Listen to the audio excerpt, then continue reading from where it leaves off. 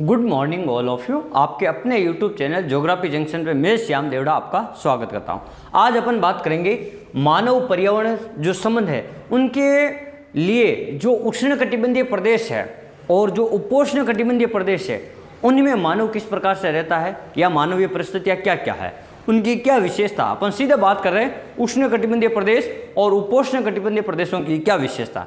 तो सबसे पहले अपन बात करते हैं उष्ण कटिबंधीय प्रदेश कहाँ पे है और उपोष्ण कटिबंधीय प्रदेश कहाँ पे। देखो सबसे पहले अपन बात करते हैं, जैसे मान लो ये आपका पृथ्वी है, ये आपका पृथ्वी है। तो देखो ये भूमध्य रेखा है, ये 5 डिग्री उत्तर और 5 डिग्री दक्षिण। यहाँ पे तो आपका पाया जाता है विषुवत के। विषुवत के क्या हो, चाहे उष्ण कटिबंधीय सदाबहार क्या हो, इसको क्या कह सकते हैं, उष्ण कटिबंधीय सदाबहार, सदाबहार वनस्पति। कहीं आपको यहाँ 5 की जगह 10 भी मिल जाएगा, 5 से 10 भी। और यहाँ पे 30 से 35 यह उत्तर, यहाँ मिल जाएगा आपको उपोष्ण कटिबंध। उपोष्ण कटिबंध तो इनकी विशेषता अपन जानेंगे। यानी ये जो उत्तर में और जो दक्षिण में 30 से 35 है यहाँ पे, और ये विषुवत रेखा के आसपास का जो क्षेत्र है यहाँ पे विषुवत रेखे वन, यहाँ पे इसको अपन विषुवत रेखे वन भी कह सकते हैं या भूमध्य रेखे, या इसको अपन क्या कह सकते हैं, उष्ण कटिबंधीय सदाबहार वन। क्या कह सकते हैं, उष्ण कटिबंधीय सदाबहार वन कह सकते हैं, सदाबहार वन। तो ये चीज आपको दोनों ध्यान रखनी। इन दोनों के बारे में अपन मुख्य रूप से अध्ययन करेंगे। यहाँ पे वर्षा किस प्रकार की, पेड़ पौधे किस प्रकार के, वनस्पतियाँ किस प्रकार के हैं, यहाँ पे जंगली जीव किस प्रकार के, इनकी क्या विशेषता, अन्य क्या विशेषता। तो देखो सबसे पहले अपन बात करते हैं 2-3 जो शब्दावली दी हुई है उनके बारे में। ये तो आपको पता हो गया कि 0 से 10 डिग्री उत्तर और 10 डिग्री साउथ में ये आपका उष्ण कटिबंध प्रदेश है, और 30 से 35 उत्तर हो चाहे दक्षिण हो, कर्क रेखा या मकर रेखा के आसपास का जो 30 से 35 वाला, यहाँ उपोष्ण कटिबंध पाए जाते हैं। देखो विश्व लेवल पर। अब अपन बात करते हैं इनकी क्या विशेषता क्या। देखो उष्ण कटिबंधीय जो क्षेत्र है सदाबहार क्षेत्र, उष्ण कटिबंधीय सदाबहार क्षेत्र, उष्ण कटिबंधीय सदाबहार क्षेत्र, ये कहाँ पे पाए जाते हैं। सबसे पहले तो देखो ये वाला विषुवत रेखा, भूमध्य रेखा, भूमध्य रेखा के पास क्या हो सकता है, एक तो हो सकते हैं अमेजन वन, अमेजन और वर्षा वन हो सकते हैं। दूसरा कांगो बेसिन हो सकता है, कांगो बेसिन हो सकता है। तीसरा भारत का जो पश्चिमी घाट हो सकता है। चौथा भारत में हिमालय, या अपन ये कह सकते हैं पर्वतीय क्षेत्र। सीधा अपन ये बात करते हैं पर्वतीय क्षेत्र, जहाँ जहाँ पर भी विश्व में पर्वतीय क्षेत्र है वहाँ पे इस प्रकार की वनस्पति देखने को पाई जाती है। उष्ण कटिबंधीय वन को भूमध्य रेखा के आसपास हो सकते हैं, अमेजन वर्षा वन हो सकते हैं, कांगो बेसिन, पश्चिमी घाट, या अपन कह सकते हैं पर्वतीय क्षेत्र जहाँ पे वर्षा। देखो यहाँ पे जो जलवायु तो कैसी है, उष्ण कटिबंधीय सदाबहार वनस्पति है, और यहाँ की जो जलवायु है वो आपको पता होनी चाहिए गर्म जलवायु है, ठीक है। और वर्षा यहाँ लगभग 200 सेंटीमीटर से अधिक होती हैं, से क्या होती हैं, अधिक होती हैं, 200 सेंटीमीटर से अधिक होती हैं। और वनस्पति यहाँ पे वनस्पति किस प्रकार से पाई जाएगी, वर्षा हो गई वनस्पति यहाँ पे बड़े बड़े पेड़ पौधे होंगे, ये नहीं, उनकी ऊंचाई 50 से लेकर 60 मीटर तक होगी। और यहाँ पे तना होगा वो बड़ा होगा, तने के ऊपर जो छाल होगी वो मोटी छाल होगी, उनकी जो पत्तियाँ होगी बड़ी होगी और मोटाई में भी ज़्यादा होगी, उनकी जड़ें कम लंबी होगी।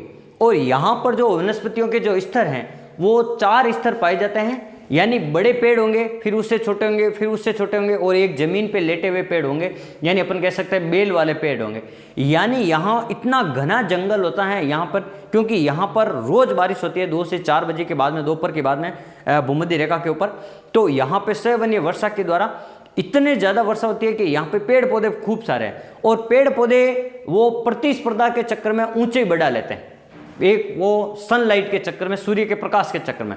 तो देखो ये क्या, यहाँ पे जो सूर्य का प्रकाश है वो नीचे धरातल पर नहीं आता है, यहाँ पर दलदली क्षेत्र है, क्योंकि पानी बहुत ज़्यादा है और सूखता भी नहीं है पानी, क्योंकि सूर्य का प्रकाश भी इतना धरातल तक नहीं पहुँच पाता है।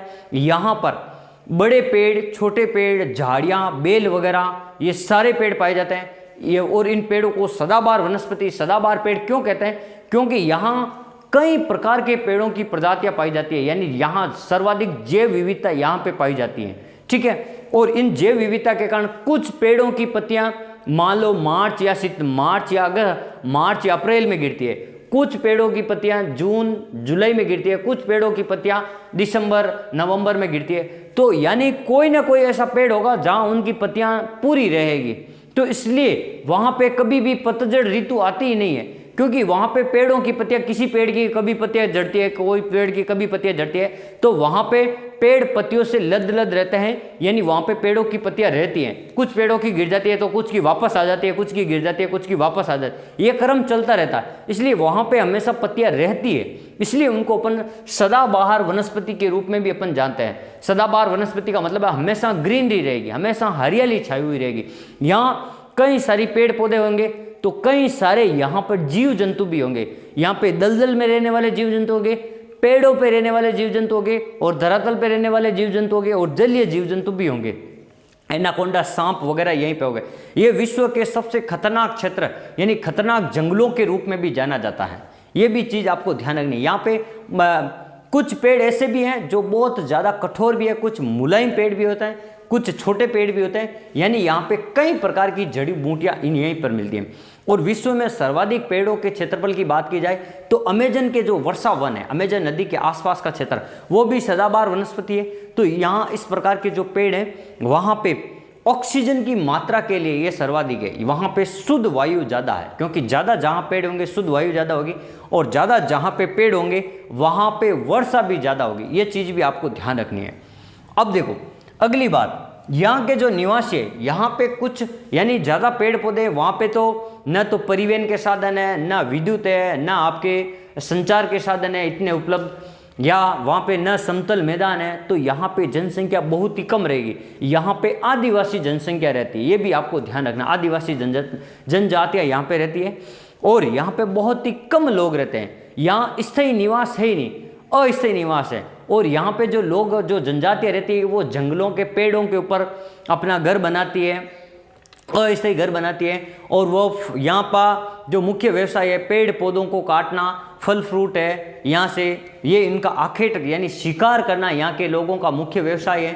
तो ये इस प्रकार के लोग जो जनजाति, आदिम जनजातियाँ हैं, वो क्या करती हैं, वो शिकार करती हैं, फल फ्रूट खाती हैं, ये इस प्रकार के कृषि कार्य बिल्कुल ही कम होते हैं, ठीक है।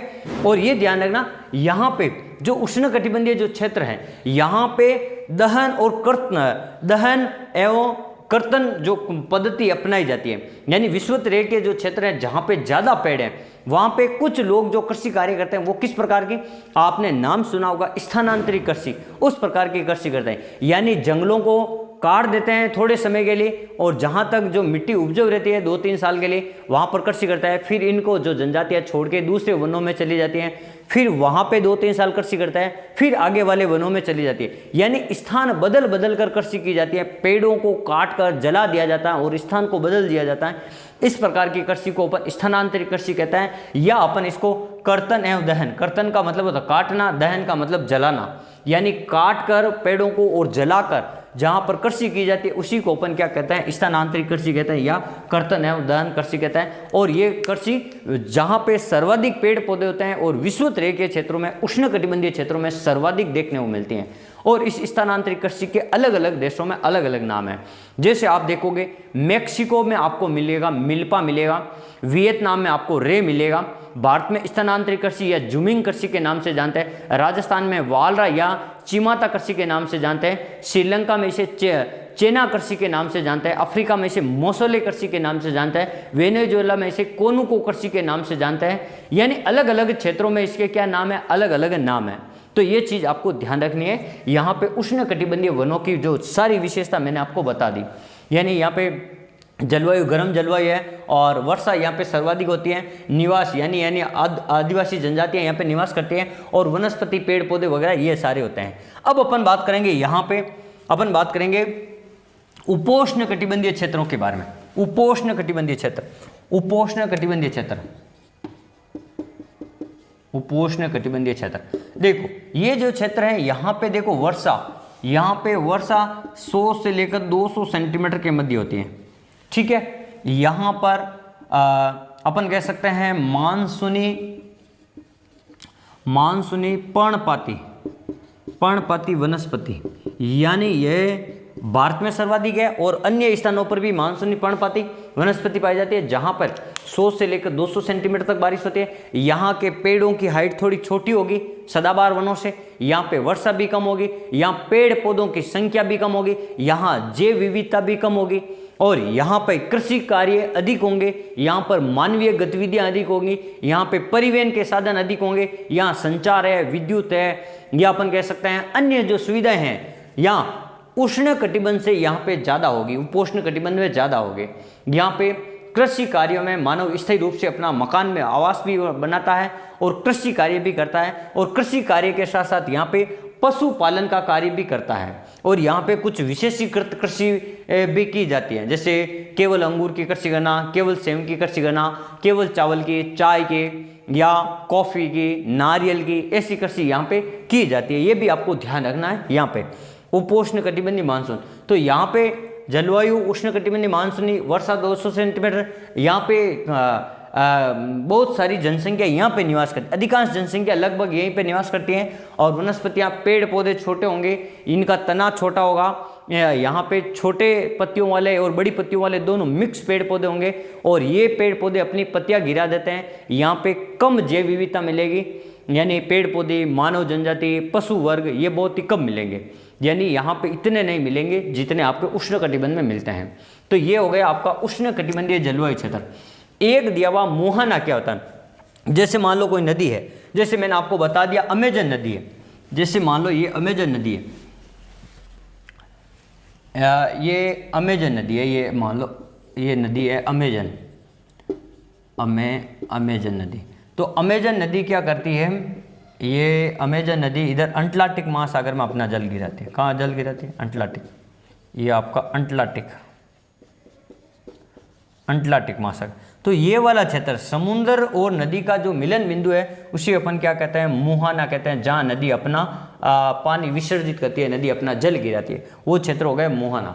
और विश्व की अमेजन नदी है विश्व की सबसे बड़ी अपवा दृष्टि से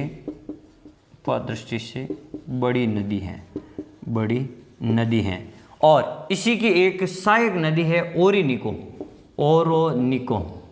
और इसकी एक और सहायक नदी है केरोनी। इसी पे आपका एंजिल जलप्रपात बना हुआ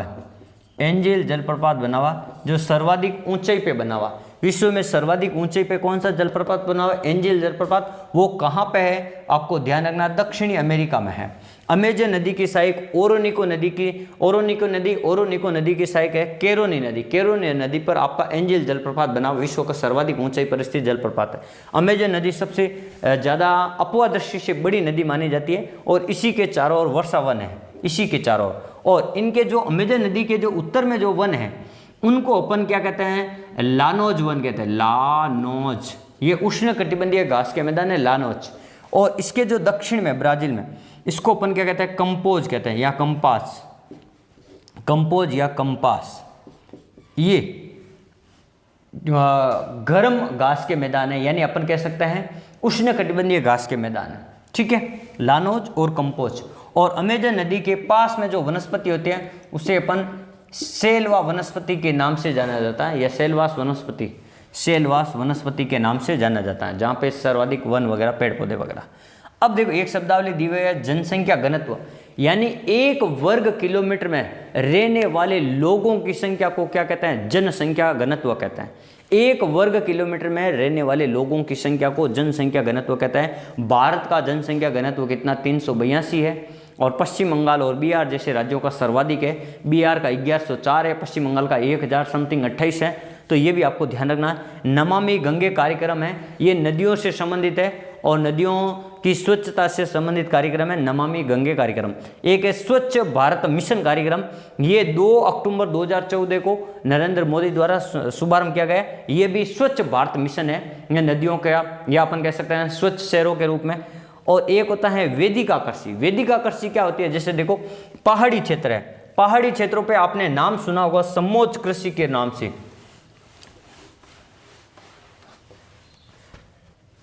जैसे देखो ये पहाड़ी है, अब यहाँ इस पहाड़ी के ढलान पे जो कृषि की जाती है इस प्रकार मेड़ बनाकर या अपन कह सकते हैं मिट्टी की दीवार बनाकर की जाने वाली कृषि, जिसको अपन वेदिका कृषि या अपन इसको कहते हैं समोच्च कृषि। ये पहाड़ी इलाके जैसे चाय के बागान है, वो अधिकांशतः आपको पहाड़ी इलाकों में मिलेंगे। तो वो जो उच्च भूमि है वहाँ पे इस प्रकार के पानी को रोककर, अब पहाड़ी से एकदम पानी आएगा तो ये कृषि फसलें नष्ट हो जाएगी, बहकर आगे चली जाएगी। इसलिए इस प्रकार की मेड़बंदी बना दी जाती है अलग अलग क्षेत्रों में। आपको ढाल का, जिससे ढाल में धीरे धीरे पानी आएगा और सब पानी धीरे धीरे पास होता जाएगा। एकदम पानी नहीं आएगा तो ये कृषि क्या हो जाएगी? आपकी सफल हो जाएगी। और एकदम पानी आएगा बहाव तो इसको ये क्या कर देगी? ये मेड़ इनको क्या कर देगी? रोकने का काम करेगी। और इस प्रकार की कृषि को अपन क्या कहते हैं? वेदिका कृषि कहते हैं या समोच्च कृषि कहते हैं। तो आज हमने पढ़ा मुख्य रूप से आपके उष्ण कटिबंध वन और उपोष्ण कटिबंधीय वनों के बारे में, उनकी क्या क्या विशेषता है, उनसे संबंधित क्या है। अगर आपको हमारा वीडियो अच्छा लगा हो तो आप हमारे वीडियो को अधिक से अधिक शेयर करें और हमारे चैनल को सब्सक्राइब करें। आप हंसते रहें, मुस्कुराते रहें और अपनी पढ़ाई को निरंतर जारी रखें। धन्यवाद।